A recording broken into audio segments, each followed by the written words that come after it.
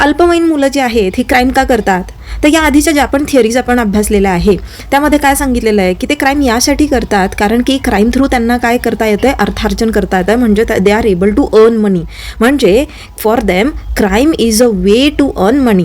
म्हणजे चोरी असेल, रॉबरी असेल, है ना, थेफ्ट किंवा रॉबरी थ्रू हे मुलं काय करतात, they are earning money. So इथून आधीच्या ज्या सगळ्या थिअरीज आहे त्यांनी क्राईम करण्यामागचं हे एक कारण सांगितलेलं आहे, हे महत्त्वाचं कारण सांगितलं. व्हॉट? अर्निंग मनी. पण जो अल्बर्ट कोहेन होता, ह्या अल्बर्ट कोहेनचं मत यापेक्षा काहीतरी वेगळं होतं.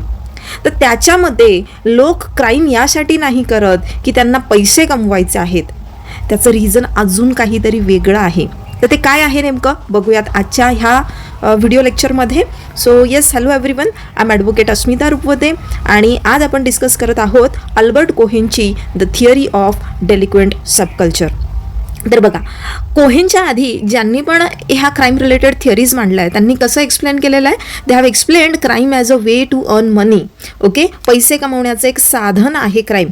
त्याकरता लोक क्राईम कमिट करतात. म्हणजे जी ही अल्पवयीन मुलं आहेत ही क्राईमकडे का वळली जातात, कारण की पैसे कमवण्याचा तो त्यांच्याकडे एक स्रोत आहे, तो एकमेव मार्ग आहे. पैसे कमविण्याकरता ते बेसिकली क्राईम करतात. पण हा जो अल्बर्ट कोहेन होता त्यानं काय नोटीस केलं की बरेचसे जुवेनाईल क्राईम्स जे आहेत ते इकॉनॉमिक सेन्सनं कमिट केलेले नसतात. जुवेनाईल म्हणजे अगेन अल्पवयीन मुलं जे आहेत ते. ओके, सो ही जी अल्पवयीन मुलं असतात यांच्याकडनं क्राईम जे आहे इकॉनॉमिक सेन्समधून नाही घडत आहे. म्हणजे काय, आता for example, a group of boys break school windows at night. आता मुलांचा एक ग्रुप आहे आणि त्यांनी शाळेच्या भिंती रात्री तोडल्या. आता ह्या शाळेच्या भिंती तोडून त्यांना काही इकॉनॉमिक गेन झाला का, काही बेनिफिट झाला का, पैसे मिळाले का? नाही. They do not steel anything, they run away laughing. आणि ह्या शाळेच्या काचा तोडून ते तिथं काही चोरी नाही करत, काय नाही करत आणि हसत हसत तिथनं निघून जातात. So the question here is, what did they gain? No money, no property, no survival benefit. म्हणजे त्यांच्या सर्वायवल करता हे गरजेचं होतं का? असं काहीच नाही आहे. सो कोहेन इथं काय म्हणतो की हे जे सगळे ॲक्ट्स आहेत ना, they are expressive, they are not economic. म्हणजे ही जी अल्पवयीन मुलं अशा पद्धतीनं जे क्राईम कमिट करतायत तो त्यांचा एक एक्सप्रेसिव्ह वे आहे. म्हणजे काहीतरी ते एक्सप्रेस करतायत, ते व्यक्त होत आहेत. आता ते नेमकं काय व्यक्त होत आहेत, तिथे इकॉनॉमिक गेन तर अजिबातच नाही आहे. तर they are expressing what, they express अँगर, फ्रस्ट्रेशन आणि रिजेक्शन. त्यांच्यातला जो राग आहे, जो संताप आहे, जे फ्रस्ट्रेशन आहे, जे रिजेक्शन आहे ते एक्सप्रेस करतायत. कसलं अँगर, कसलं फ्रस्ट्रेशन, कुठलं rejection? Let us study this. So what's the core idea of this theory की when working class boys fail to achieve respect according to middle class standards, they feel frustrated and create a delinquent subculture where crime becomes a source of status. की जेव्हा ही आपली working class मुलं असतात, working class मुलं म्हणजे अशी गरीब घरातली, गरीब कुटुंबातली मुलं जी आहेत, जेव्हा ते मिडल क्लास स्टँडर्ड्स अचीव करण्यास, म्हणजे जो रिस्पेक्ट मिडल क्लास स्टँडर्डनुसार आहे तो रिस्पेक्ट मिळवण्याकरता, तो अचीव करण्याकरता जेव्हा ही मुलं फेल होतात तेव्हा ते फ्रस्ट्रेट होतात आणि then they create a delinquent subculture. Delinquent म्हणजे काय बेसिकली, की अशी वृत्ती की जिथनं गुन्हेगारी जी आहे आपल्याला आढळते, म्हणजे गुन्हेगारी वृत्ती बेसिकली. सबकल्चर म्हणजे अशा पद्धतीचं एक उपसंस्कृती जी आहे आपण ह्या मुलांमध्ये आपल्याला पाहायला भेटते.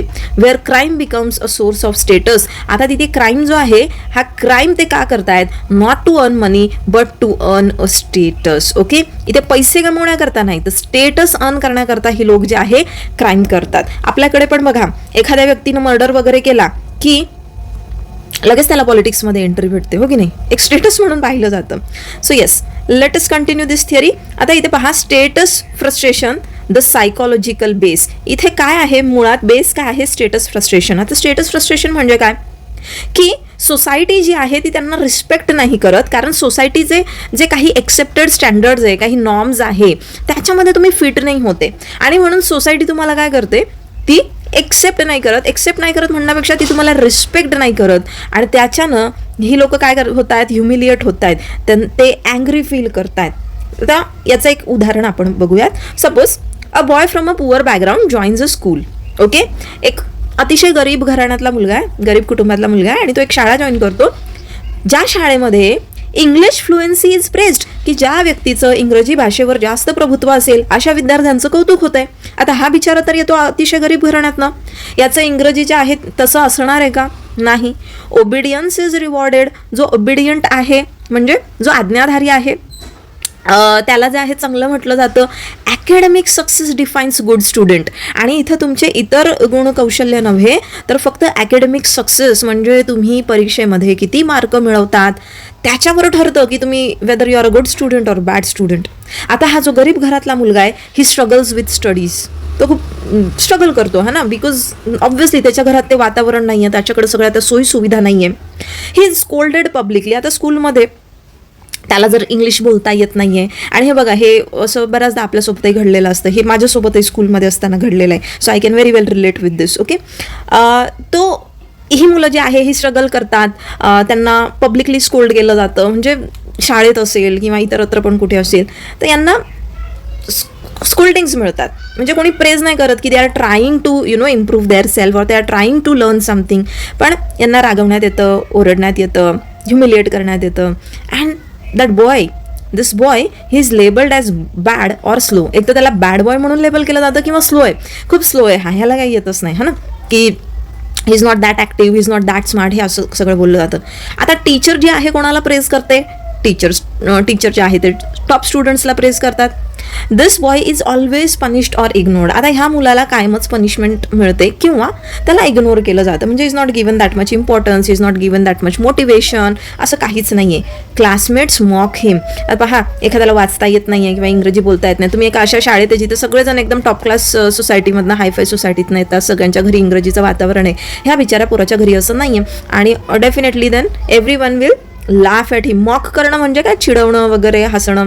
आता याचा रिझल्ट काय होतो? हे मूल जे आहे हे वर्थलेस फील करतं आणि रिजेक्टेड फील करतं, की आपली म्हणजे काही वर्थच नाही आहे, अँड रिजेक्टेड फील होतं बिकॉज टीचर्स त्याला नाही जवळ करत, टीचर्स त्याला अप्रिशिएट नाही करत आहे, त्याचे क्लासमेट्स जे आहे ते सुद्धा त्याला चिडवत आहेत, आणि ह्या रिपीटेड एक्सपिरियन्सने काय होतं? It leads to status frustration. तर स्टेटस फ्रस्ट्रेशन बेसिकली की जे एक मिडल क्लास स्टँडर्ड्स आहे तुम्ही ते नाही अचीव करू शकले. इफ ते शाळेमध्ये it is speaking fluent English आणि तो ते नाही करू शकला तर त्याच्यानं काय होतं? स्टेटस फ्रस्ट्रेशन होतं, की you are not able to achieve that thing. Okay, नाव रिॲक्शन टू फेल्युअर. सो आता ह्या मुलांची मग काय रिॲक्शन असेल टुवर्ड्स फेल्युअर? कारण because that child is not able to speak fluently, जो the reaction is rejection of middle class values. मग त्या ज्या व्हॅल्यूज आहे ना, की जसं ओबिडियंट असणं, ॲकॅडमिकमध्ये चांगलं परफॉर्म करणं, इंग्लिशमध्ये फ्लुएंट असणं, पंक्च्युअल असणं, टाईमवर शाळेत येणं, ह्या ज्या व्हॅल्यूज आहे तो सरळ ह्या मिडल क्लास व्हॅल्यूजलाच रिजेक्ट करतो, की नाही something that he is not able to achieve ना, तो he rejects that only. Okay, so instead of trying harder, okay, ज्या गोष्टींमध्ये ते मूल जे आहे फेल झालेलं आहे जी काही गोष्ट करण्यामध्ये, what he does it, he rejects the school values, he rejects authority, he rejects discipline. आता for example, if school says be silent then he becomes loud. If society says obey law, he breaks rules openly. मग हे accidental असतं का? नाही, हे इंटेन्शनल opposition असतं, की तुमच्या ह्या व्हॅल्यूज ज्या आहे ना मी ह्यालाच काय करतो? रिजेक्ट करतो. ओके, आणि मग जे त्याच्यासारखेच इतर मुलं असतात हे सगळे लोक एकत्र येतात and here they form a delinquent subculture. म्हणजे नॉर्मल कल्चरमध्ये आपण काय बघतो की आपल्याकडे डिसिप्लिन, ओबिडियंट असणं वगैरे ह्या गोष्टी ज्या आहे ह्या एक्सेप्टेड आहे. त्याच्याच विपरीत एक सब कल्चर यांचं असं इथे तयार होत असतं की जिथे ही अशी जी मुलं आहे जे सिमिलर काइंडचं फ्रस्ट्रेशन फेस करतायत, ओके, ते काय करतात? एकत्र येतात. यांचे स्वतःचे काही नियम आहेत. इथे रिवॉर्ड्स अग्रेशन म्हणजे काय? हा ग्रुप काय रिवॉर्ड करतो इथे कुठल्या गोष्टीसाठी? म्हणजे वाहवाई मिळते त्यांना अग्रेशनसाठी. इथे रिस्पेक्ट टफनेस नॉट मार्क्स. हा ग्रुप जो आहे ह्या ग्रुपमधले मुलं जे आहे हे कोण किती टफ आहे याला रिस्पेक्ट करता. इथे मार्क्स वगैरे ह्याच्याशी काही घेणं देणं नाही आहे. For example, a boy who fights a teacher gain respect. म्हणजे जो टीचरशी भांडतो, जो टीचरांसोबत भांडतो, जो त्यांना उद्धटपणे उलट उत्तर देतो, अशा मुलाबद्दल जे आहे ह्या गँगमध्ये किंवा ह्या ग्रुपमध्ये, रादर नॉट गँग, पण ह्या ग्रुपमध्ये काय त्याला रिस्पेक्ट मिळतं की बस भाईने बहुत अच्छा काम किया, you know that kind of thing. A boy who vandalizes property becomes brave. जो वॅन्डलाइज करणं इज बेसिकली तोडफोड करणं, ठीक आहे. सो जो प्रॉपर्टी वॅन्डलाइज करतोय त्याला ब्रेव म्हणून पाहिलं जातं. शाळेच्या खिडक्या तोडून टाकल्या, लॅबमधलं सामान तोडून टाकलं, बेंचवरती काहीतरी म्हणजे असं ओरखडून ठेवलं. अ boy who obeys rules is mocked. आता ह्यांचं जे कल्चर आहे, ह्यांचं जे सब कल्चर आहे, हे यांच्यापेक्षा वेगळं आहे नॉर्मल मुलांपेक्षा. सो इथं काय केलं जात आहे, जी मुलं रूल्स फॉलो करतात त्यांना हे लोक मॉक करतात. कारण इतर लोक यांना मॉक करत होते ना, की म्हणजे ह्या मुलाला सपोज की यांना इंग्लिश येत नाही, यांना हे हसत होते बाकीचे, तर आता हे इतरांवर हसतात जे लोक रूल्स फॉलो करतात, जे खूप ओबिडियंट आहे. So here crime becomes a badge of honour. इथे क्राईम करणं, चुकीच्या गोष्टी करणं, वाईट वर्तणूक त्यांच्यासाठी हे एक सन्मानाचं प्रतीक असतं, ठीक आहे. त्यांच्यामध्ये it's a badge of honour for them. So what are the characteristics of delinquent behaviour? तर number 1, this is non utilitarian behaviour. म्हणजे काय, इथनं कुठलंही त्यांना बेनिफिट होत नाही. Crime is not for money. जसं की स्ट्रीट लाईट ब्रेक करणं, पब्लिक वॉल्स जे आहेत, सार्वजनिक ठिकाणी भिंती वगैरे जे आहे त्याच्यावरती काहीतरी चित्रविचित्र असं काढून ठेवणं, प्रोटेस्ट दरम्यान बसेस वगैरे जे आहे म्हणजे पब्लिक प्रॉपर्टी बेसिकली तिचं नुकसान करणं. आता ह्याच्यात मटेरियली काही गेन झालेलं आहे का नाही, पण त्यांनी त्यांचं जे फ्रस्ट्रेशन आहे, त्यांचं जे अँगर आहे, त्यांचं अग्रेशन आहे ते त्याच्यातनं एक्सप्रेस केलेलं असतं. पहा, तुम्ही इथपर्यंत व्हिडिओ पाहिलेलीच असेल आणि तुम्हाला जर माझं शिकवणं आवडत असेल then you can considering joining my online classes.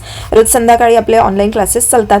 अगदी क्लास 1, क्लास 2 ऑफिसरसुद्धा आपले क्लासेस जॉईन करतात. So you can definitely consider joining my classes. Number जो आहे मी तुम्हाला कमेंट सेक्शनमध्ये देते आहे, तसा ह्या इथे सुद्धा माझा नंबर दिलेला आहे बघा व्हिडिओमध्येच, ह्या स्लाईडमध्ये. यू कॅन कॉन्टॅक्ट मी. हो, पण कॉन्टॅक्ट फक्त जो आहे क्लासेस जॉईन करण्याकरता करायचा, इतर कारणांसाठी की जसं आम्हाला नोट्स वगैरे हवे यासाठी करायचा नाही. कारण आपण आपल्या विद्यार्थ्यांनाच नोट्स प्रोव्हाइड करतो, बाहेर कुणालाही नोट्स दिले जात नाहीत. अँड येस, आपला पासिंग रिझल्टसुद्धा 100% आहे. सो आपला प्रत्येक विद्यार्थी जो आहे पास होतोच. आपण त्यांना IMP-सुद्धा देतो, IMP क्वेश्चन्स, काही short tricks, techniques and much more that you will understand when you join my lectures. Okay, so here next is malicious behavior. Malicious behavior म्हणजे काय, की त्यांची जी वर्तणूक आहे ती कशा पद्धतीची आहे, मलिशियस आहे. म्हणजे काय, ती लोकांना ट्रबल कॉज करण्याकरता, लोकांना जे आहे कुठे ना कुठे गैरसोय जी आहे ती होण्याकरता त्यांनी तशा पद्धतीची वर्तणूक जी आहे केलेली असते. आता for example, teasing teachers deliberately, उगाच टीचर्सला जे आहे चिडवणं वगैरे. हॅरॅसिंग लॉ अबायडिंग स्टुडंट्स, जे लॉ अबायडिंग स्टुडंट्स आहे त्यांना हॅरास करणं.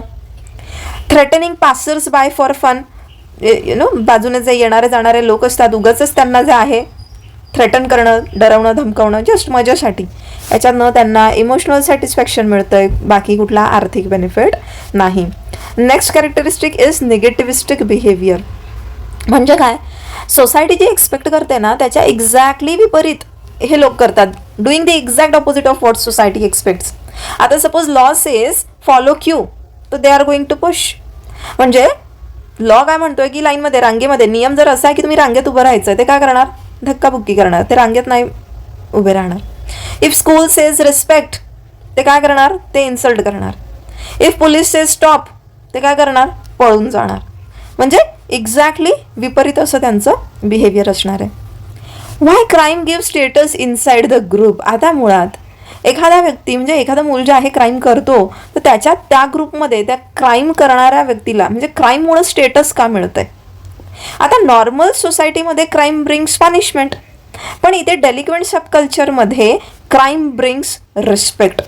ओके, वाय, बिकॉज जेव्हा त्यांनी त्या नॉर्मल सोसायटीचा पार्ट होण्याचं पाहिलं तेव्हा त्या नॉर्मल सोसायटीने त्यांना मॉक केलं, त्यांना रिजेक्ट केलं, त्यांना कुठे ना कुठे पनिशसुद्धा केलेलं आहे, इग्नोर केलेलं आहे.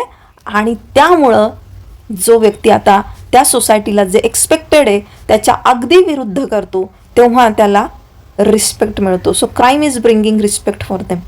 आता एक्झाम्पल, बॉय ए जो आहे त्याचं बिहेवियर क्वायट आहे, ओबिडियंट आहे, तर त्याला वीक म्हटलं जाणार ह्या कल्चरमध्ये. आणि तोच जर हा बी नावाचा मुलगा जो आहे, जो कोणाला तरी मारतो, काही करतो, त्याला लीडर म्हटणार. सो क्राईमने त्यांना काय आहे, एक आयडेंटिटी मिळते, रिकग्निशन मिळतं. बघा, जेव्हा ते शांत होते, जेव्हा ते काही करत नव्हते, म्हणजे रूल फॉलो करण्याचा प्रयत्न होते, त्यांना कोणी रेकग्नाइज करत नव्हतं, त्यांची काय आयडेंटिटी नव्हती. But the moment they began to act just the opposite of the set norms, तेव्हा रेकग्नाइज करायला लागले. क्लासमध्ये सगळे जे आहे लॉ अबाईड करणाऱ्या व्यक्तीला रेकग्नाइज केलं जातं की लॉ ब्रेक करणाऱ्या. म्हणजे तुम्ही विचार करा, सगळे सिग्नलवर उभे आहेत, त्याच्यातनं एक सिग्नल तोडून जातो, त्याच्याकडे लक्ष जातं की जे सगळे सिग्नलवरती उभे आहेत, ऑब्वियसली जो तोड के जाएगा वो ध्यान जो है आपका खींचेगा. So according to these boys, याच्यानं त्यांना काय भेटतंय, क्राईम करून त्यांना आयडेंटिटी मिळते, त्यांना रेकग्निशन मिळतंय, ठीक आहे, त्यांना ओळख मिळते ह्याच्यातनं. आता इथे केस स्टडीज पण आहे. अल्बर्ट कोहेनचं जे ऑब्झर्वेशन आहे इथे डिटेलमध्ये खाली दिलेलं आहे मी. तर केस स्टडीमध्ये बघा, working class school boys in Boston. तर अल्बर्ट कोहेनचं जे त्यानं स्वतःचं थिअरी ही मांडली आहे, त्यातली जी केस स्टडी आहे त्यात हे दिलेलं आहे. तर 1950मध्ये अल्बर्ट कोहेन जो आहे, he studied working class boys in Boston USA. तर बॉस्टनमध्ये त्यांनी वर्किंग क्लास बॉईज जे आहे त्यांचं स्टडी केलं. आता ही मुलं जे आहे पुअर फॅमिलीजमधून येत होती, त्यांचे पेरेंट्स जे, आता वर्किंग क्लास बॉईज म्हणजे ही अशी मुलं आहेत की जी खूप गरीब घरातनं आहेत. म्हणजे आपल्याकडे बघा, जे आपण म्हणतो ना की कामगार वस्तीतली मुलं वगैरे, तशा पद्धतीचं, ठीक आहे ना. पेरेंट्स जे आहे देवर मोस्टली डेली वेज वर्कर्स, की रोजंदारीने काम करतात ना जी लोक, अशी.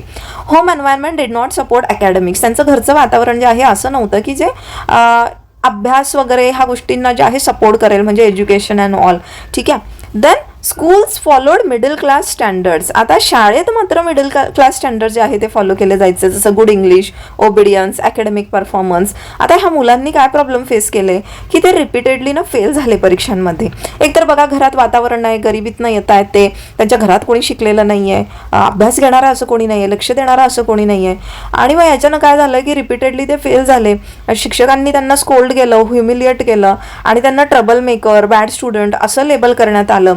अँड दे वर इग्नोर्ड इन स्कूल अचिव्हमेंट्स. त्यांना कम्प्लिटली इग्नोर केलं जायचं. सो ओव्हर टाईम त्यांना काय फील झालं की no matter what we do, की आपण काहीही केलं तरी we can never be good in their eyes. आपण काहीही केलं तरी यांच्या नजरेत आपण कधीच चांगले नसणार आहोत. आणि याच्यानं स्टेटस फ्रस्ट्रेशन जे आहे क्रिएट झालं. मग ह्या मुलांनी छोटे छोटे ग्रुप्स बनवले, त्यांनी शाळा ज्या आहे स्किप करणं सुरू केलं, म्हणजे बंक करतात ना ते. त्यानंतर दे ब्रोक क्लासरूम फर्निचर्स. मग वर्गात असलेलं फर्निचर, बाका असतील, टेबल खुर्ची जे काही असेल ते त्यांनी तोडफोड करायला सुरुवात केली. इतरांशी ते भांडू लागले. दे डिफाईड टीचर्स ओपनली. टीचर्सला सुद्धा त्यांनी ओपनली डिफाय करणं सुरू झालं, म्हणजे त्यांना जे टीचर सांगेल अगदी त्याच्या विरुद्ध वागणं. त्यांनी कुठलेही पैसे चोरले नाहीत, ठीक आहे, किंवा कुठलीही वस्तू अशी मौल्यवान अशी त्यांनी चोरी केली नाही. आणि ह्याच्यातनं आपल्याला लक्षात येतं, म्हणजे कोहेनच्या म्हणण्यानुसार हा जो स्टडी आहे काय दाखवतो की क्राईम जे आहे they are not always for profit. Okay, crime here they were non utilitarian. आणि त्यांनी जे काम केलं त्याच्यानं त्यांना त्यांच्या ग्रुपमध्ये जे आहे रिस्पेक्ट मिळाला. आणि क्राईमनं कशाला रिप्लेस केलं, अकॅडमिक सक्सेसला. म्हणजे जर अकॅडमिक्समध्ये त्यांना सक्सेस मिळालं असतं तर ज्या पद्धतीची त्यांची वाहवाई झाली असती, ती स्टेटस मिळालं असतं त्यांना, एक ते स्टेटस जे आहे अकॅडमिक्समध्ये तर नाही परफॉर्म करू शकले, मग त्यांनी ते क्राईम थ्रू जे आहे अचीव केला. तर आय होप सो तुम्हाला ही थिअरी जी आहे ही व्यवस्थितरित्या समजलेली असेल.